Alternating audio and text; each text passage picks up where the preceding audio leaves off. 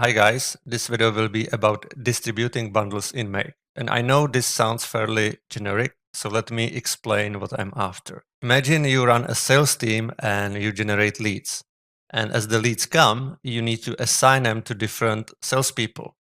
And maybe you want to use perfectly even distribution, or maybe you want to assign the leads somewhat randomly, yet somehow which evens out in the long run. And in this video, I will show you the options which you have to address these challenges. So let me go to Make now. Here is my scenario, and we can see there are 4 different routes. So you can probably guess that we will be talking about 4 different options of the lead distribution problem. But before we go into the individual options, let me introduce an important prerequisite which will be needed in every single one of these. Let's now look at this module. So it's a simple set multiple variables module with just one variable, and there is this mod function. And I hope that most of you will remember this from school, but if you don't, let me just quickly recap. The mod operation will give you the remainder after a division. So for example, here I am dividing 24 divided by 3. The result is 8 and there is no remainder. So the result of this operation will be 0. Let me run it. And the result is 0. When I do 25 divided by 3, it's 8 plus 1, right? 8 plus the remainder of 1. So the result of this operation will be 1. When I do 26 divided by 3, the result will be 2. When I do 27 divided by 3, the result will be again 0. And knowing this trick will be super important for our individual routes here. So let's now talk about the individual options. And the first one is round robin. I assume that a lot of you have at least heard about it. So let me just briefly explain what it means. So the round robin assignment method means that every time there is a new lead, the next person in the chain will get it. So assume you have a sales team with 3 people and you are getting leads. So the first lead will go to the first person, the second lead will go to the second person, the third lead will go to the third person, fourth lead will go back to the first person, fifth lead to the second one, sixth lead to the third one, and so on and so forth. So basically, this is a perfectly even distribution, and it's totally fair because every time there is a new lead, the next person will get it. So I am now going to run the scenario and see if whatever I have created here actually works, and then we will look at the details of the setup. So we have a lead, it was assigned to the first person. We have another lead, it was assigned to the second person. We have another lead, third person, first person again. Now we have the fifth lead, so it goes to this person, and sixth lead goes to the third person. And when I run the seventh lead, it's gonna go to this person again. So we can see that my magic works. So let's now look at it and see how it is actually set up. So what I'm doing here is that I am using increment function and I never reset the value. So every time there is a new lead, this is going to increment by +1. Now, I've run this a few times before, so that's why my number is so high. But if you are just starting after 8 leads, this would show number 8. Then I use the router. There is no magic to it. And behind the router, I use certain filters. And now we are getting back to the mod operation where I am defining my filter. And I am saying that if the operation index, which is the result basically from the increment function, so for the 8th lead, the I would be 8, divided by the number of salespeople is 0, it should go to the first person, right? So assume that this is an action which assigns the lead to that first person. This would be another action module assigning the lead to the second person. And of course, this would be the third action module assigning the leads to the third person. I know it's very simplified, but for our purposes, this next step is actually not that important. What is important is how to make sure that the correct leads flow to the correct people. So here again, we did I, which is the result from the increment function, mod, and the number of people. So Here, in this helper module, I'm setting the number of people in my company, which is 3. Don't worry about this. We are going to look at these variables a bit later. Now, for the second person, I'm doing the same operation, but this time I am looking for the result equal to 1. And for the third person, I am again doing the same operation, but I'm looking for the result which is equal to 2. And that's basically the whole magic for round robin. It's not that hard. You just have to realize a few things. And once you realize what you can do with the mod function, the rest is kind of easy, right? So when I run the scenario again, we will see that the lead went to the second person, then to the third, to first, second, third, and then it would work like this indefinitely. And it would be an absolutely fair distribution for your salespeople. You might be wondering what's happening in these modules. And as I said, not much. I'm just setting the result here. So remember, for the round robin method, you need the increment function.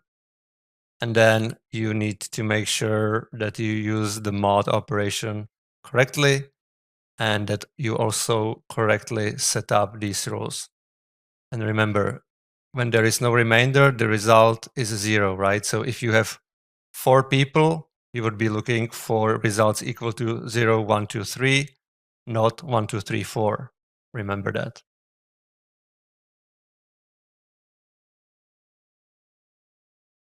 So let's now look at the next option on our list, and that is a somewhat random distribution which still evens out over time. So in this case, we will be looking at current time, and then from that time, we will be simply retrieving the current second. So when I run this, current second is 28. When I run this again, it's 32. When I run this again, it's 35. Assuming that your leads just come randomly in time, helping yourself with the current second is not a bad idea. So let's now proceed and look what's happening in this section here. So again, we are using our router and then we are using filters behind the router. The logic is similar as before, but instead of using the result of the increment function, we are now using current second.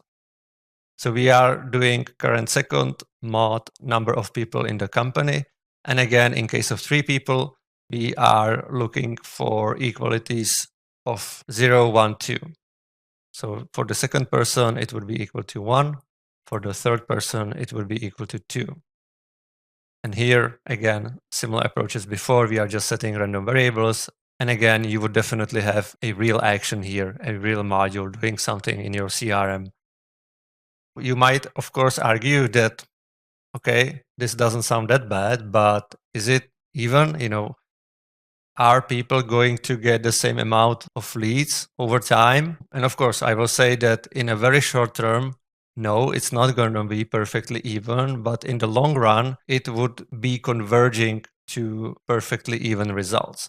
So what we can do now is we can, of course, run it a few times and see. You see how it works randomly? Now it was the first time where the second person got first lead, while the other 2 already got 2 leads. But over time, when you process 1000 leads, the distribution logic, since it is random, should be actually converging to perfectly even distribution. So if I use repeater here and I do something completely inefficient, where I will just run this 1000 times, we will see that the results of leads assigned to different person will be somewhat close. So let's run this scenario and see. So now we are done with getting the 1000 leads, and let's see what the results are. So we can see that the distribution is almost perfectly even in this case. Now when we go up and look at round robin, we can see that it is perfectly even. Since we have 1000 leads, it ended up as 334, 333, and 333 here. In the randomized assignment logic here, it wasn't as close, but it's close enough. So as I said, even if you use random logic, over time, it's going to converge to being perfectly even anyway. So now we can look at our third option, and we can maybe think about more advanced logic, or maybe slightly more customized. So in this case, I am using switch function, and again, I'm using the time, the current second, mod, number of people, and then based on the result of this operation, I am assigning my salespeople. So if the result is 0, the lead will go to person number 1. If the result is 1, it will go to person number 2, etc. I'm even ready for 4 people, not just 3 here. So now you might be wondering why to even consider this extra step here. And I would say the key reason is flexibility, which it gives you. So let's say you are frequently changing the distribution ratios. So the switch function is pretty nice place where you can do it at once quickly. So let's say you decide that you don't want any leads to go to person 4 because the person is not even set up in your route. You can quickly edit the formula by removing the person like this. Now your logic is ready just for 3 people. And then you may want to say, okay, the person number 1 is doing great today. So I'm going to start funneling 66% of the leads or 67% of the leads to person number 1. And I'm going to be skipping person number 2 completely. You will just rewrite one character. And from this moment on, if the result of the operation here is 0, it will go to person number 1. If the result is 1, it will still go to person number 1. And if the result is 2, it will go to person number 3. So essentially, if this person did not show up for work, you would be safe by just editing this one formula. And once the person comes back, you can quickly change it to the previous setup. And now everyone would be getting roughly 33% of the leads. Let's now look at the last option, which I've prepared for you, and that one will be based on random numbers. So similarly as with seconds, we are going to be using a helper variable called random number. And what I'm doing here is that I'm taking random variable here and multiplying by 1000, and then I round it to integers. So if I run it like this, we can see that the random number is 37. And here you can just see for your reference what's the original format of the random number. So it's unrounded and it's not integer. So that's why I'm multiplying the result by 1000 and then just rounding it. So I'm going to remove this because we don't really need it. And now we can also check out what's happening here. So similarly as in this route, I'm also having this extra flexibility here, but instead of using current second for the mod operation here, I am using the random number. But essentially, the results would be the same. It's just one of the options you have. So now we can zoom out and see how these 4 options compare. So instead of running this 1000 times, I will be running it just 100 times because it's going to be faster. So the scenario finished, and let's check out the results. So here, again, perfectly even, 33, 34, 33. Here we can see that the distribution is a bit far off than before when we run it for 1000. But as I said, in the long run, this would be also converging to evenness. Here we can see pretty much the same results as here. So not perfectly even, but I would say still good enough. And here it's even more uneven. But again, if we run it multiple times, it would be closer. I'm going to zoom out, and for your reference, I'm just going to run it for 10,000 repeats and see what the results are. So the scenario finished running. We can check out our first option, which was the round robin. And as we can see, it worked perfectly, right? So the round robin is always going to hit that perfectly even distribution. Here, when it comes to our first random base distribution based on the current time, it's close enough. It's not perfectly close. Here with the switch function in the middle, it's also fairly close. And here where we used the random number, it's a bit more uneven, but I would say the differences are still less than 1%. So until now, I was always using the routing logic in all of my options.